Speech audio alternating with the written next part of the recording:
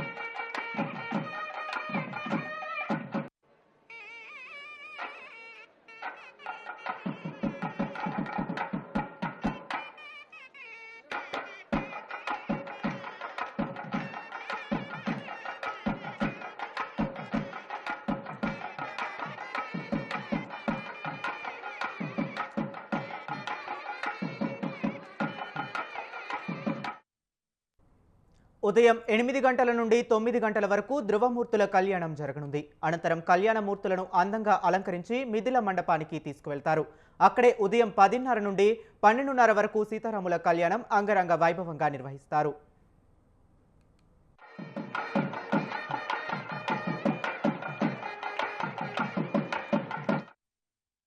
భద్రాచలంలో జరిగే కళ్యాణ మహోత్సవంలో కుటుంబ సమేతంగా పాల్గొననున్నారు సీఎం రేవంత్ రెడ్డి.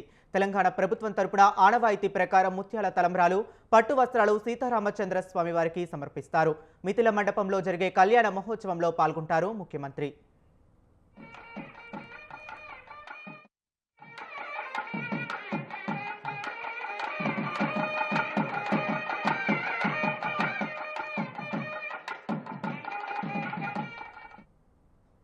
భద్రాచలంలో రామయ్య కళ్యాణ మహోత్సవాన్ని దర్శించుకునేందుకు భక్తులు పెద్ద ఎత్తున చేరుకుంటున్నారు.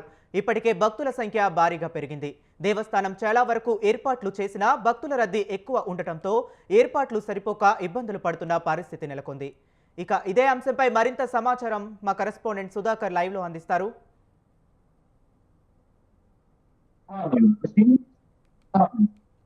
నేడు సీతారామ కళ్యాణం భద్రాచలంలో అంగరంగ వైభవంగా నిర్వహించుతున్నారు. గత 9 సంవత్సరాల నుంచి కూడా ఎన్నడూ రాని ఈ రోజు రాష్ట్ర ముఖ్యమంత్రి కూడా వచ్చి పట్టు వస్త్రాలు తలంబ్రాలు అందించున్నారు. అదే కాకుండా ఈ రోజు మరి కాసేపట్లో 9 గంటల సందర్భంలో ఈ యొక్క కళ్యాణ ముహూర్తం కూడా ఇక్కడ ప్రారంభం కాబట్టి మొదట 7 గంటలకు మూల విరాట్ తీసుకుపోయి ఇక్కడ విగ్రహాలకు తీసుకుపోయి అక్కడ కళ్యాణం 1 గంటన్నర సేపు నిర్వహించారు. అక్కడ నిర్వహించిన తర్వాత స్వామివారిని మొత్తం మానవ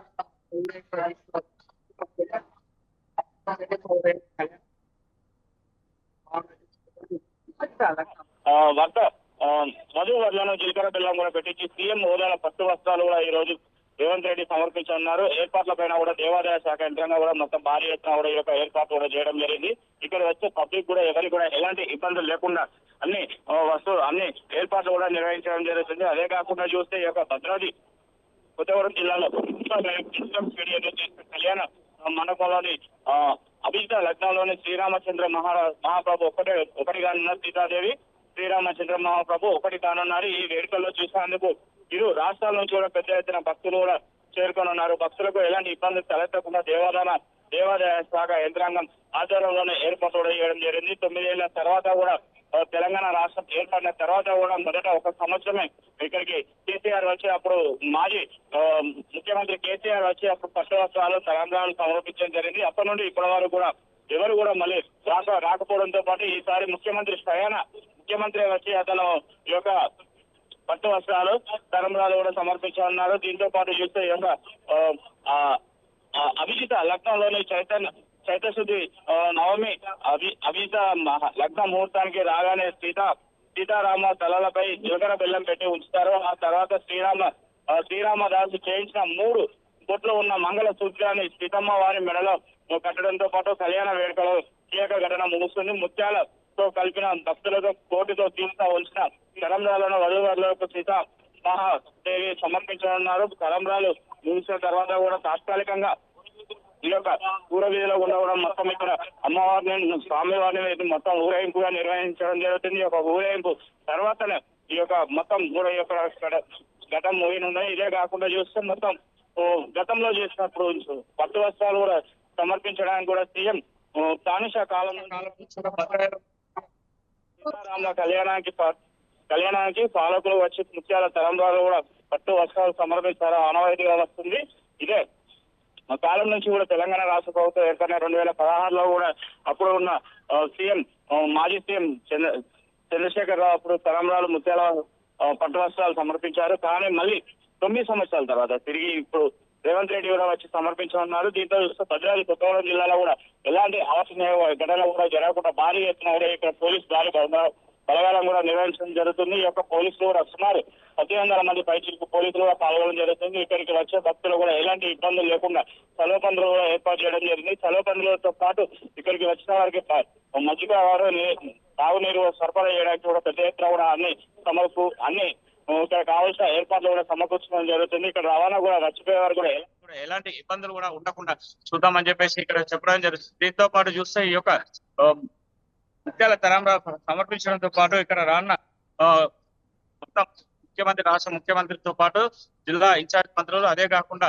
మొత్తం ఉన్న ఎమ్మెల్యేలు కూడా రానున్నారు. దీనికి వచ్చే విఐపీలో కూడా ఎలాంటి ఇబ్బందులు లేకుండా చూద్దామని చెప్పేసి ఇక్కడ ఉన్న అధికారులు కూడా తెలియజేయడం జరుగుతుంది. మొత్తం ఇదే కాకుండా చూస్తే దీంతో పాటు ముఖ్యంగా ఈ రోజు ఇక్కడ తిరుపతి దేవస్థానానికి సంబంధించిన చైర్మన్ కూడా వచ్చి పాల్గొనే అవకాశం కూడా ఉందని చెప్పడం జరుగుతుంది. దీంతో పాటు చూస్తే ఇక్కడ ఏ ఒక్క భక్తులు కూడా వచ్చినా కూడా ప్రతి ఒక్కరి కూడా ఈ యొక్క చుట్టుపక్కల ప్రాంతాల్లో కూడా మొత్తం శ్రీరామ నామంతో మారుమోగిపోతుంది. ఇదే కాకుండా చూస్తే జిల్లా వ్యాప్తంగా కూడా ఇటు ఉమ్మడి రాష్ట్ర వ్యాప్తంగా కూడా మొత్తం ఎక్కడ చూసినా కూడా ఏ గల్లీకి వెళ్ళినా కూడా ఎక్కడికి వెళ్ళినా కూడా శ్రీరామ నామంతోనే మారుమోగిపోతుంది.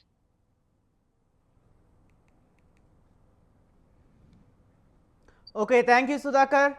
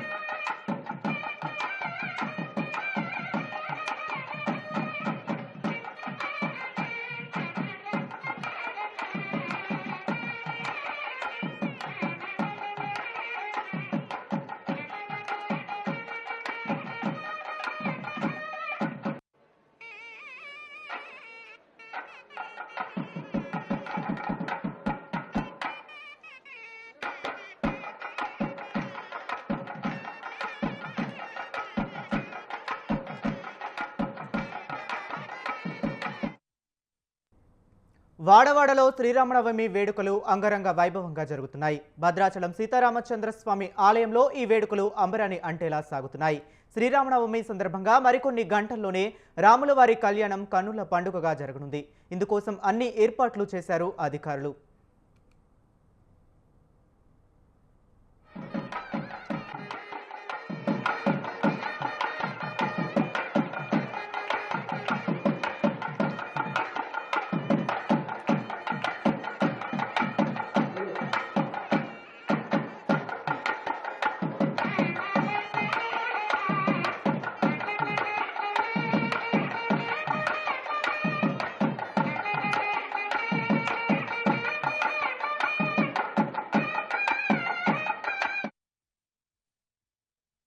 గంటల నుండి 9 గంటల వరకు ధృవమూర్తుల కళ్యాణం జరగనుంది.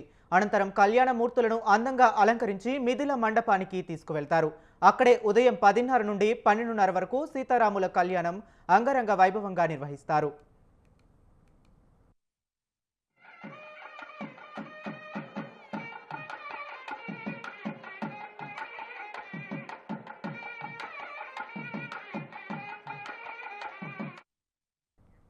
భద్రాచలంలో జరిగే కళ్యాణ మహోత్సవంలో కుటుంబ సమేతంగా పాల్గొననున్నారు సీఎం రేవంత్ రెడ్డి. తెలంగాణ ప్రభుత్వం తరపున ఆనవాయితీ ప్రకారం ముత్యాల తలంబ్రాలు, పట్టు వస్త్రాలు సీతారామచంద్ర స్వామి వారికి సమర్పిస్తారు. మిథిల మండపంలో జరిగే కళ్యాణ మహోత్సవంలో పాల్గొంటారు ముఖ్యమంత్రి.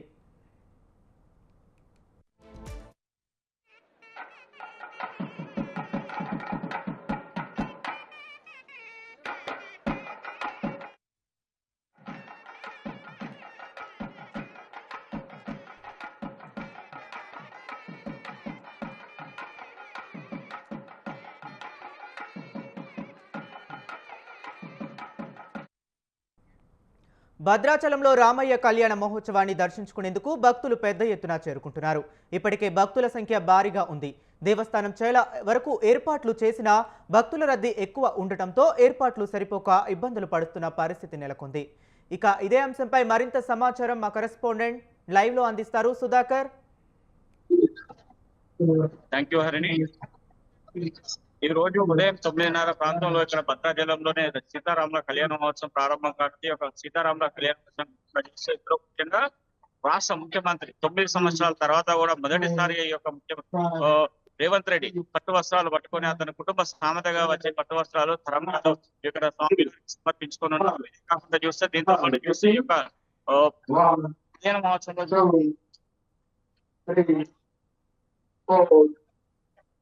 వచ్చి ఇక్కడ నిన్న రాత్రి నుండి రాష్ట్ర మంత్రులు ఉన్నారు. అదే కాకుండా చూస్తే మొత్తం ఇక్కడ తెలంగాణ రాష్ట్రమే కాకుండా ఇటు ఆంధ్రప్రదేశ్ రాష్ట్రం నుంచి కూడా పెద్ద ఎత్తున కూడా భక్తులు విఐపీలు కూడా వచ్చే అవకాశం కూడా ఉందని చెప్పేసి వారికి కావాల్సిన సరైన ఏర్పాట్లు కూడా చేయడం జరుగుతుంది. ఎందుకంటే ఇక్కడ ఉన్న మొత్తం కాడేరు కూడా విఐపీ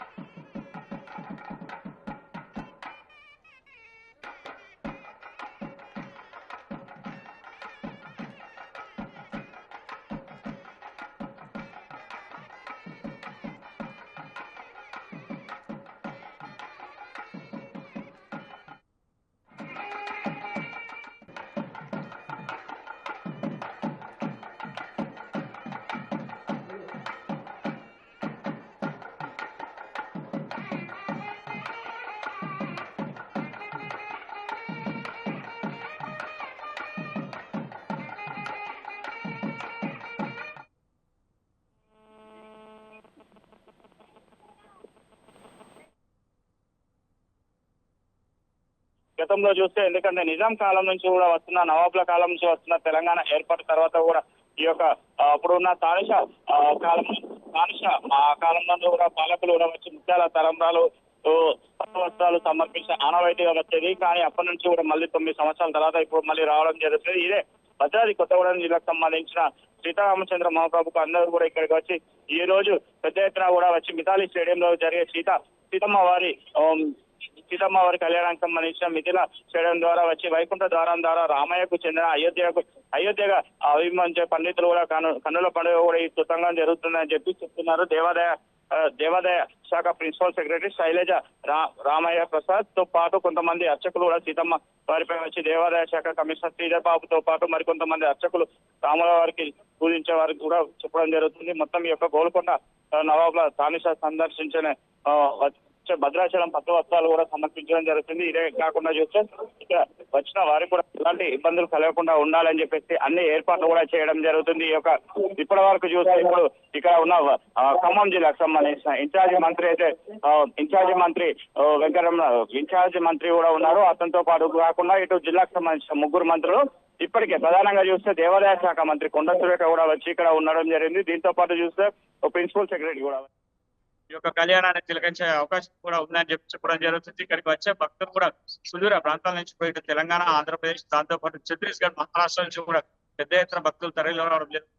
కావాల్సిన ఏర్పాట్లు కూడా మొత్తం చేయడం జరిగింది. ఇక్కడ మొత్తం సెలవు బంధువులు కూడా వేసే వారికి ఎలాంటి ఇబ్బందులు లేకుండా చూడడానికి ఇక్కడ అధికారులు కూడా పెద్ద ఎత్తున కూడా మోడించడం జరిగింది. ఎందుకంటే ఈ యొక్క భద్రాచలం ఏరియా ఏజెన్సీ ప్రాంతం కాబట్టి ఇక్కడ మావోయిస్ట్ ప్రభావిత ప్రాంతం ఉండేది. కానీ అలాంటి ఏమి ఇబ్బందులు ఉండకుండా చూడాలని చెప్పేసి పెద్ద ఎత్తున కూడా ఇక్కడ ఉన్న ఎస్పీ మొత్తం భద్రాద్రి కొత్తగూడెంకి సంబంధించిన ఎస్పీ పర్యవేక్షణలోనే మొత్తం ఇక్కడ ఎలాంటి ఇబ్బందులు కలగకుండా అందరికీ చూద్దామని చెప్పి చేయడం జరుగుతుంది. Okay, right Sudhakar.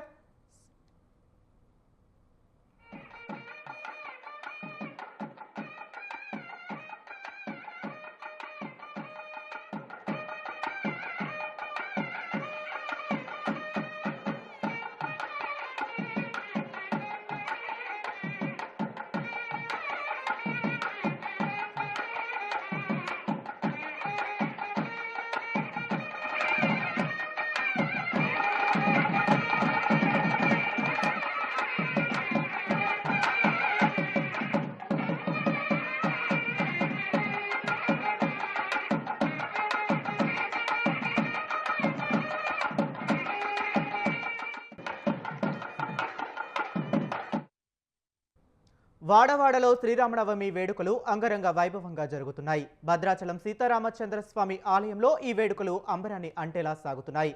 శ్రీరామనవమి సందర్భంగా మరికొన్ని గంటల్లోనే రాముల వారి కళ్యాణం కన్నుల పండుగగా జరగనుంది. ఇందుకోసం అన్ని ఏర్పాట్లు చేశారు అధికారులు.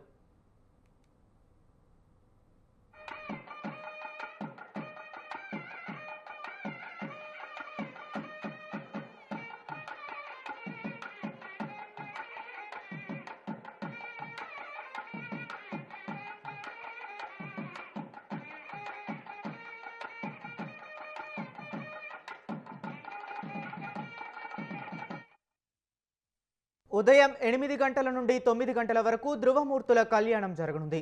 అనంతరం కళ్యాణ మూర్తులను అందంగా అలంకరించి మిథిల మండపానికి తీసుకువెళ్తారు. అక్కడే ఉదయం 10:30 నుండి 12:30 వరకు సీతారాముల కళ్యాణం అంగరంగ వైభవంగా నిర్వహిస్తారు.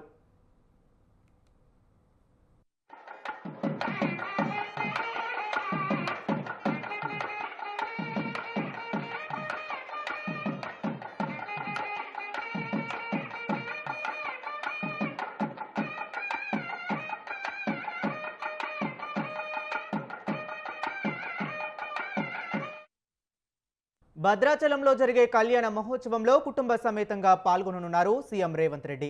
తెలంగాణ ప్రభుత్వం తరపున ఆనవాయితీ ప్రకారం ముత్యాల తలంబ్రాలు, పట్టు వస్త్రాలు సీతారామచంద్ర స్వామి వారికి సమర్పిస్తారు.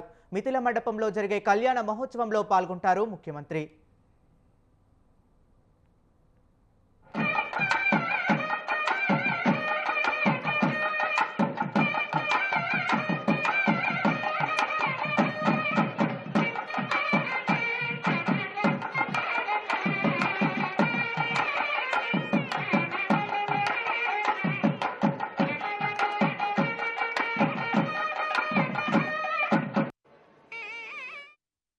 భద్రాచలంలో రామయ్య కళ్యాణ మహోత్సవాన్ని దర్శించుకునేందుకు భక్తులు పెద్ద ఎత్తున చేరుకుంటున్నారు.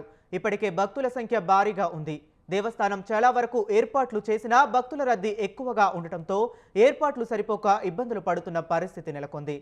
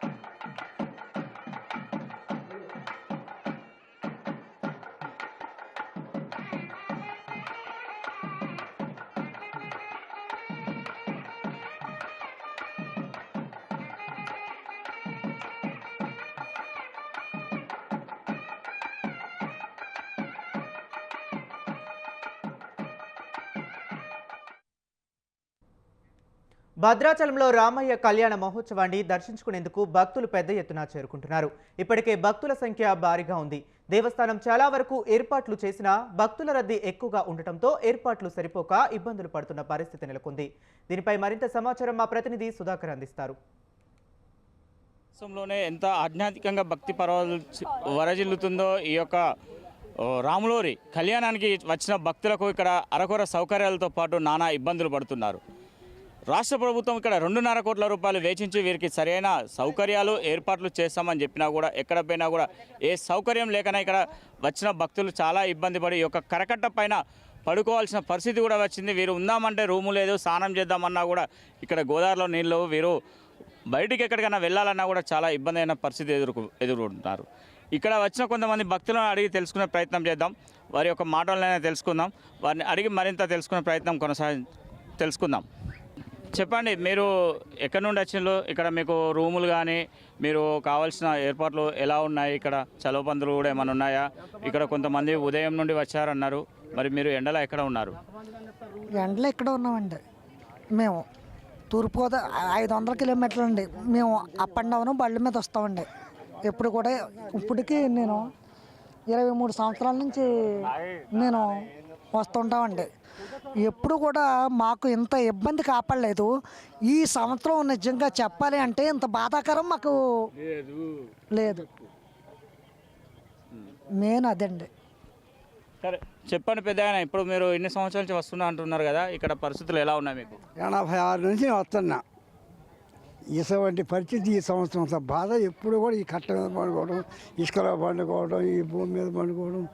అసలు టెంట్లే లేవు, టెంట్లు లేవు, ఏమి లేవు, బాత్రూమ్లు, నీళ్ళు లేవు, మంచినీళ్ళు లేవు. ఈ సంవత్సరం చాలా బాధగా ఉంది.